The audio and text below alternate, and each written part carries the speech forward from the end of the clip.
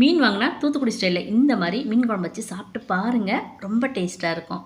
தூத்துக்குடினாலே fresh மீன் தாங்க. நான் இன்றைக்கி ஃப்ரெஷ்ஷாக 1/2 கிலோ அளவுக்கு ஊளி மீன் வாங்கி நல்லா சுத்தம் பண்ணி கழுவி எடுத்து வச்சுருக்கேன். இப்போ ஒரு மிக்ஸி ஜாரில் கொஞ்சமாக தேங்காய் துருவல், மிளகு, ஜீரகம், சின்ன வெங்காயம், கொஞ்சமாக தண்ணி சேர்த்து குறைன்னு அரைச்சி எடுத்து வச்சுக்கோங்க. இந்த பக்கம் ஒரு பாத்திரத்தில் கொஞ்சமாக புளியை நல்லா கரைச்சி எடுத்து வச்சுருங்க. இப்போ அது கூட பொடியாக நறுக்கின தக்காளி ஒன்று சேர்த்து நல்லா நல்லா மசிச்சு விட்டுருங்க. இது கூட கீரின பச்சை மிளகாய் 2, அப்புறம் 1 டேபிள் ஸ்பூன் மிளகாத்தூள், 2 டேபிள் ஸ்பூன் மல்லித்தூள், 1/2 டீஸ்பூன் மஞ்சள் தூள், அப்புறம் அரைச்சி வச்சுருக்க மசாலா, குழம்புக்கு தேவையான உப்பெல்லாம் சேர்த்து நல்லா கலந்து வச்சுருங்க. இப்போ இந்த பக்கம் ஒரு மண் பாத்திரத்தில் கொஞ்சமாக நல்லெண்ணெய் சேர்த்து எண்ணெய் நல்லா சூடானோடனே கடுகு நம்பருப்பு சேர்த்துக்குங்க. கடுகு நல்லா பொரிஞ்ச உடனே வெந்தயம் சேர்த்து நல்லா செவந்த உடனே பொடியாக நறுக்கி வச்சுருக்க சின்ன வெங்காயம், பூண்டு, கருவேப்பிலையெல்லாம் சேர்த்து நல்லா வதக்கி விட்டுருங்க.